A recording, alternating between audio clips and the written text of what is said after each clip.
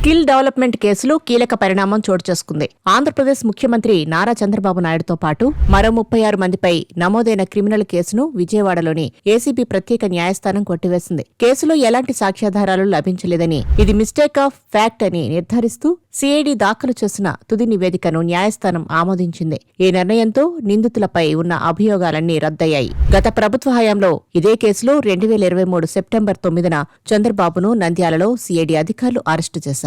తర్వాత ఆయన సుమారు 53 రోజుల పాటు రాజమహేంద్రవరం సెంట్రల్ జైల్లో జ్యుడిషియల్ రిమాండ్లో ఉన్నారు. అనంతరం హైకోర్టు ఆయనకు బెయిల్ మంజూరు చేసింది. గతంలో సీఎంగా ఉన్నప్పుడు చంద్రబాబు స్కిల్ డెవలప్మెంట్ కార్పొరేషన్ ద్వారా 3,300 కోట్ల ప్రాజెక్టులో అవకతవకలు జరిగాయని, తద్వారా ప్రభుత్వ ఖజానాకు 300 కోట్లకు పైగా నష్టం వాటిల్లిందని గత ప్రభుత్వం ఆరోపించింది. ఈ ఆరోపణల నేపథ్యంలోనే సిఐడి కేసు నమోదు చేసి దర్యాప్తు చేపట్టింది. తాజాగా కేసును మూసివేయడానికి ముందు తమ వాదనలు వినాలంటూ కార్పొరేషన్ మాజీ చైర్మన్ కె అజయ్ రెడ్డి దాఖలు చేసిన పిటిషన్ను కూడా కోర్టు తోసిపుచ్చింది. సిఐడి నివేదిక సంతృప్తికరంగా ఉందని భావించిన న్యాయస్థానం కేసును పూర్తిగా మూసివేస్తూ ఉత్తర్వులు జారీ చేసింది.